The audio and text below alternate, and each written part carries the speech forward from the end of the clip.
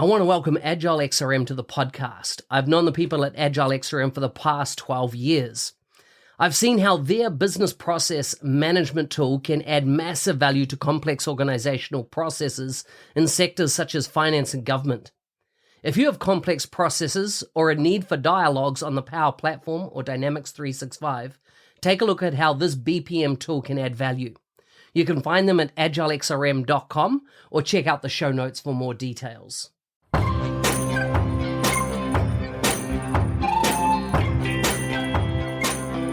Welcome to the MVP Show.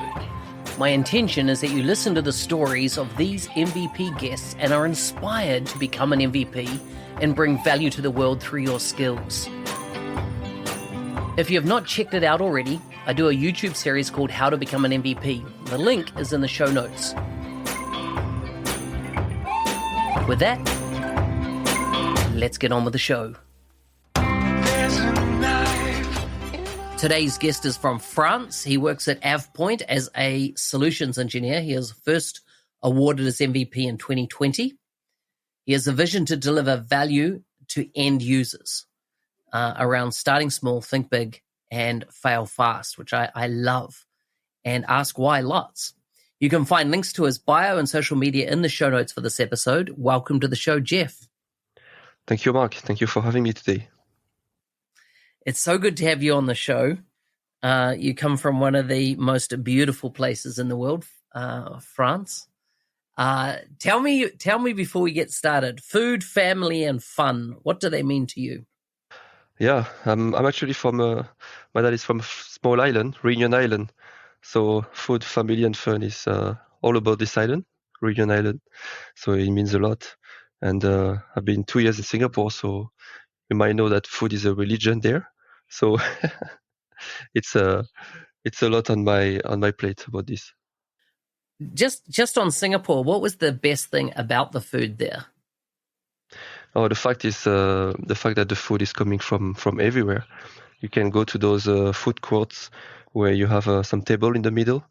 People book it with their phone so that it's so safe. They put their phone to book the table, and then you can get food from Southeast Asia, Philippines, Indonesia, Asian food.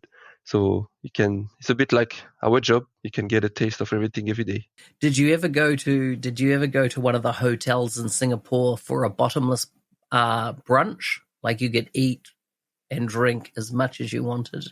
Did you ever do one of those in the Singapore hotels? Yeah, buffet. Yeah, definitely. Not enough. If I knew I was gonna leave, I would have gone every week maybe.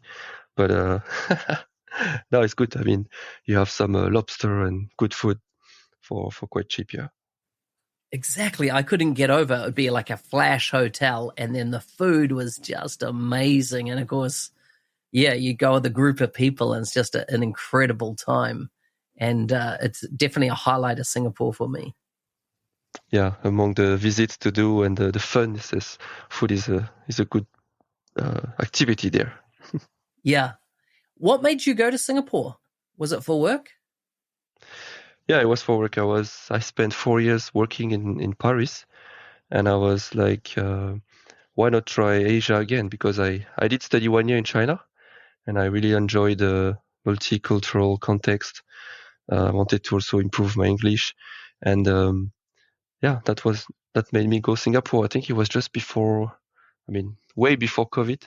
I remember I did my interview using Skype, and I got the job through Skype, without going there. It was back in 2015, so kind of exception, let's say. And I got an IT service company to develop some intranet for the Singapore government there. So really nice projects. And I actually applied for different jobs, and I got Singapore. So wow. And did you say you spent a year in China? Yeah, in Tianjin next to Beijing. That was thanks to my study. Thanks to my study, my school allowed us to go. We could go to Canada, USA, and China. So I told myself back in 2011, I think it's a chance that I can do that, because at that time it was not so open. The language barrier is quite a big gap. I don't know your Chinese, but mine sucks. So I took this opportunity and went there for Olympic Games 2008 as well. Yeah. Wow. Wow. And can you speak Mandarin now?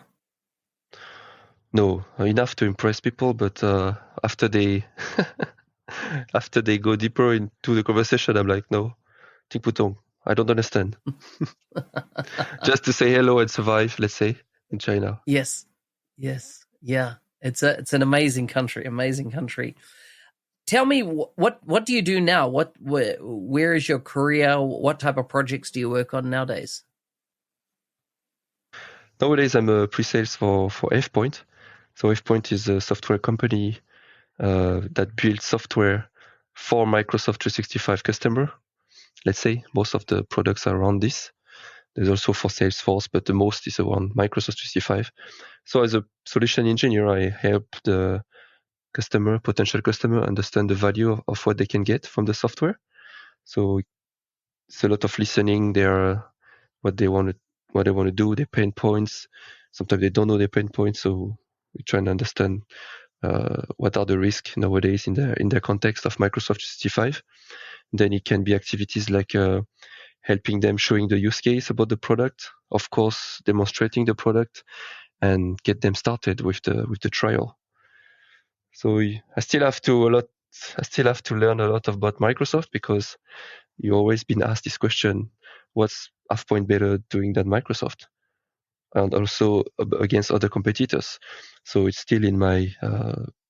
I have 10 years experience in Microsoft 365. I mean, and SharePoint on premise. So I'm still on the same topics, but on a different aspect of it, let's say. So you've been recently working with a large French company, taking advantage of the Power Platform. Tell me more about your experience on that. Any challenges, achievements, and what you're doing there. Yeah, that was my previous experience. After COVID, a lot of companies, as you know, they move to cloud or they move to Teams, right? So this company, they had a huge digital transformation in place. When I joined, they just started moving to Teams and migrating to Outlook from Lotus Notes. If you can imagine the big change. Yeah. And it's a cleaning company. I hate Lotus Notes. Yeah, I never had the chance to try it. So it's a cleaning company, so not the most tech friendly, let's say. And yeah, they had a lot of paperwork, not a lot of digital systems. So the low code was a great opportunity for them to put the digital right in the hand of the people cleaning the airplane. Maybe if I give you an example, we created one of the first proof of concept we have done for the low code before deploying it more largely through a center of excellence. One of the POC was the cleaner, when they come into the airplane, they only have 8 minutes to clean the airplane before the next the next assignment, let's say. So rather than when they see a problem, they could report that to the pilot or to the team that is there. Usually they tell the manager write it down. Instead of that, they have an app, which is a Power App, and straight away they can take the picture of the problem. For example, if the the wing of the airplane is scratched, for example, if they can see that, or if a belt is broken, while they clean, they can report that, and this is improving the quality of the future, flight, let's say, because those cleaners, they are the eye of their customer. So it's not only cleaner. So yeah. And what did I do for them was to create a center of excellence to let people create their application, but in a safe context, security context, and also which tool to provide them. Because there's so many power with Power Platform that if you just throw every tool to non-IT people, they might get lost, right? So we define the governance, we help them create an application, and we try to get more known. And 2-3 years ago, we went to Microsoft in Paris to present during a conference what we have been doing for this in this company. So yeah, happy to achieve this with this previous company. Wow, it's great. Do you find your work is more centered around SharePoint nowadays, or is it more centered around the Power Platform? In my current job, or in general? In general. Oh, in general. I would say around Copilot now. I mean, it's not every day, but for me now, every day is a lot about talking about governance, Copilot readiness in terms of security and classification of data, and also the governance of teams, guests, and Power Platform. So in your day-to-day work, personally now, are you doing more with Power Platform or more with SharePoint? I would say with Microsoft 365 in general. Now I'm exposed to stuff I was not exposed before. For example, before I never knew that there were quota on SharePoint, and some company actually go over this quota. So I propose them solutions to archive those data, etc. So it's still around SharePoint because the data is in SharePoint, but it's about the data, let's say, about the data. And maybe 30% of my time is about Power Platform governance. So how to go at scale with low code and still know what's going on. So that's about automating some tasks to ask the end user, why did you create this? And yeah, it's really specific to AvePoint product, I would say. But since I have to stay up to date, I also keep myself up to date with Microsoft 365. Yeah. Obviously, Microsoft's talking a lot about Copilot. What are you hearing from customers? Are they requesting a lot around Copilot? Yeah, some before it was 300 license as a start, right? Now it's more open. I know some are doing some pilot, and straight from the beginning they are a bit worried about of the security, like are my access permissions right? Does my user has correct access to stuff? I don't want to find the salary of the big boss, let's say, if I request Copilot. So yeah, more and more partners. I mean, IT services company that also want to build their offer about how can we help our customer to have a security review, for example, to help them to classify the data. So I talk a lot with potential partners that could resell AvePoint. They want to understand which value can we bring for Copilot preparation, let's say. Yeah, preparation is a big thing. How did you, in 2020, you became an MVP. How did you become an MVP? What was the process? Well, in 2018, I was working in an IT service company, and I got a chance to go to ESPC, Copenhagen, if I'm correct. Dublin, first one. And I was following MVP online, getting to know a lot from them. To me, they were like the stars, like nobody I can talk to, So when I went to SPC, I get to meet a lot of people, including Patrick Guimonet and Gokhan, for example. And they took me around to the people they know, the sponsor, and I discovered this beautiful community. And I'm like, okay, why not myself also? I will try to speak at some conference. And I had this opportunity to organize some conference in the southeast of France, where I live now in Nice. So I organized one conference, I participate to another one. The second year, I organized another conference, and then, I tried to get MVP. And in 2020, I got M365 MVP for 2 years. And then I switched category to business apps in 2023. Are you now as in, you can have two classifications. Do you still have M365 or are you just fully in the biz apps now? Only biz apps now. But I would say it's thanks to I do a lot of talking about governance, about Power Platform. So yeah, on the biz apps today. Excellent. So you're using the COE starter kit as part of that governance discussion? Before, when I worked in my previous company, we did something ourselves. And now it's more about how, in terms of process, how do we do governance? And I also speak about AvePoint product, but also, COE starter kit as well, a little bit. But more about process, let's say. And so when you look at your MVP tenure and your time as an MVP, what's your go-to when it comes to creating content for the community? Are you more a public speaker, or are you more YouTube? Are you more blog posts? What works for you? Blog post was until 2 years ago. Now I'm more about microblogging, let's say, on LinkedIn, publishing some tips about Microsoft Teams, any tool I use in Microsoft 365 as a user, let's say. That's how I started really sharing knowledge, let's say. And I share also about Copilot and Power Platform. And then I do public speaking and co-organizing conferences. For example, the next one is in Paris, Modern Workplace Conference. Nice. Tell me about the public speaking side of things. And this is more around what is your process for deciding, one, what topic you're going to speak on, and then how do you structure your presentation? And I'm asking this question because other people wanting to become MVPs, they're thinking about these things, right? How do I choose my topic? How do I structure a presentation? Do I do some demo? What's your thought process for when you're going to do a presentation? Yeah, first of all, when you submit some talk, you want to be chosen, right? So you have to find a topic that maybe stands out from others.